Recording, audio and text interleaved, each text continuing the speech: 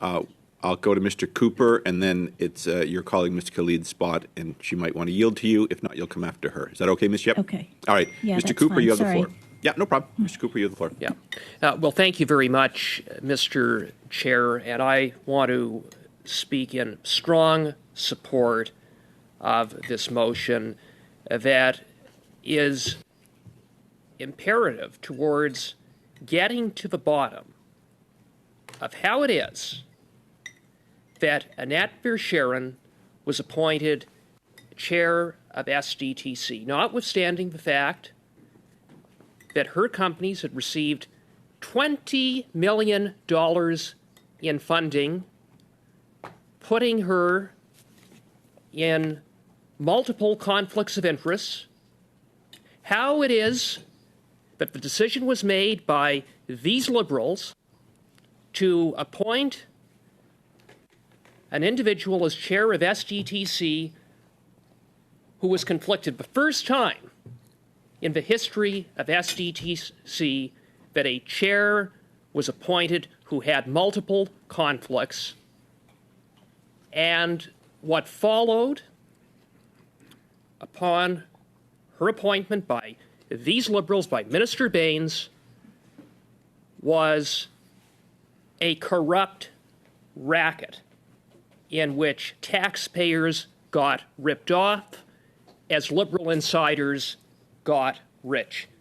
That is confirmed by the findings of the Auditor General that found $390 million of taxpayer money improperly went out the door, including $330 million taxpayer dollars that were funneled into the pockets, or at least into the companies, of board members.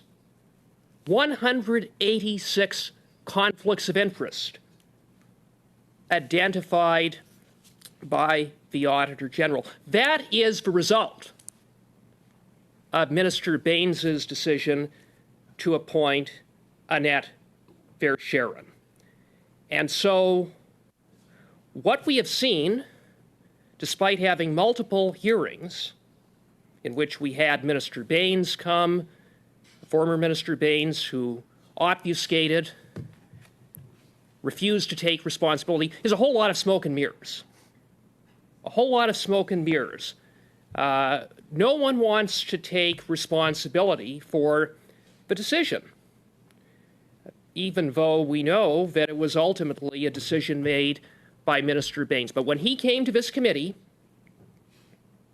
he said, my responsibility as minister is to make appointments. But then when he was pressed about the appointment of Verschaeren, he said, oh, well, it really wasn't my decision.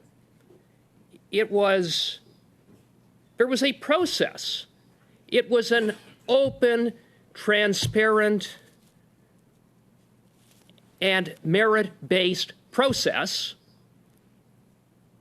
and it was led by PCO, and essentially PCO made the decision, and he had to live with it. He didn't expressly state that, but that is in essence what his answers were when I repeatedly asked him if he accepted responsibility for the appointment of Verschaeren. Not once did he acknowledge that the buck stopped with him, that it was his decision, he didn't take responsibility. And what's worse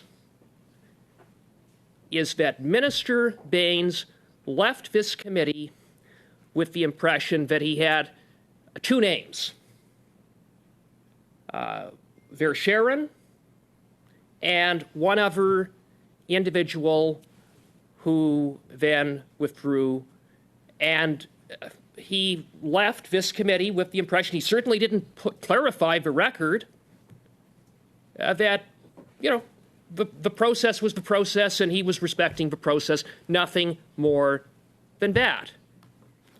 We now know that that isn't true.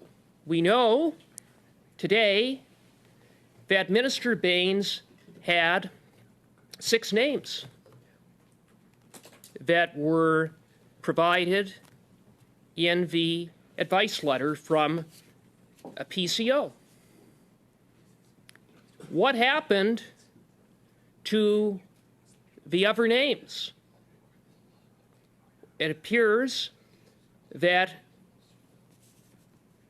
they weren't considered, that Minister Baines, the PMO, were determined to appoint Verschaeren. Why else is it that the former CEO, Leah Lawrence, was specifically instructed by Minister Baines to talk to Verschaeren, but she wasn't asked to talk to anyone else? Why? Why wasn't she asked to talk to the other four individuals? Because one withdrew because they had a conflict. So what happened to the other four names? Why was Leah Lawrence left with the impression that there were only two names, one of whom had withdrawn? Why did Minister Baines specifically identify Verschaeren? Someone, again, I underscore, had conflicts of interest, who, to her credit, I'll give her very limited credit, but at least she identified that she had conflicts. But the minister evidently didn't give a damn about those conflicts. And we now have what we have, which is $390 million of taxpayers' dollars that has essentially been misallocated, misappropriated, and funneled in to the companies of a bunch of liberal insiders that makes the sponsorship scandal look small in comparison. And so, to that end, we need to get the letter, we need to get the minutes, we need to get the communications, we need to get to the bottom of what the hell was going on with the minister and with PMO that led to the appointment of Verschaeren. And the documents produced by the government, by the way, in response to the June order, are, to go back to the point that was raised by Ms. Yip, that the government response to the June order have not been tabled in the House, nor are they public. Frankly, that was by deliberate design, number one, to avoid the need for translation and all the delays that come with that, and secondly, to minimize any reasonable arguments the government might make to justify the redactions, and thirdly, to be consistent with our motivations that the motion was about getting the information to the Mounties. So where Ms. Yip was going, with the greatest respect, is just not correct. It's not accurate.